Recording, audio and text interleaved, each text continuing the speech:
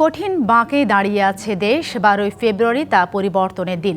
ক্ষমতায় গেলে চাঁদাবাজি, দখলবাজি, টেন্ডারবাজি বন্ধ করার ঘোষণা দিয়েছেন জামায়াত আমির ডাক্তার শফিকুর রহমান। শেরপুর ও জামালপুরে নির্বাচনী জনসভায় এসব কথা বলেন তিনি। কোনো ষড়যন্ত্র মাথাচাড়া দেওয়ার সুযোগ নেই বলেও মন্তব্য করেন জামায়াত আমির। নির্বাচনী জনসভায় অংশ নিতে রবিবার শেরপুর ও জামালপুর সফর করেন জামায়াতের আমির ডাক্তার শফিকুর রহমান। দুপুরে জামালপুর সিংহজানি বহুমুখী উচ্চ বিদ্যালয় মাঠে জনসভায় আমির বলেন, বেকার ভাতা হবে যুবকদের জন্য অপমান, তাই কর্মসংস্থানের ব্যবস্থা করা হবে। জয়ী হলে এমপি ও তাদের পরিবারের হিসাব দিতে বাধ্য করা হবে বলে জানান তিনি। যুবকদের হাতে বেকার ভাতা দিয়ে অপমানিত করব না, যুবকদের হাতে কাজ তুলে দেব ইনশাআল্লাহ।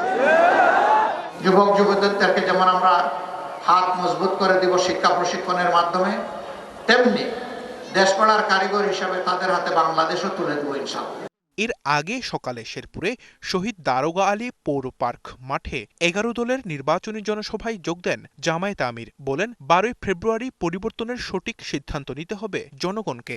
72 ঘন্টা ময়েশ্চার লক সমৃদ্ধ লিলি বডি ওয়াশ শিয়া বাটারের গুডনেস স্কিন রিপেয়ার করে রাখে সফট ও গ্লোয়িং।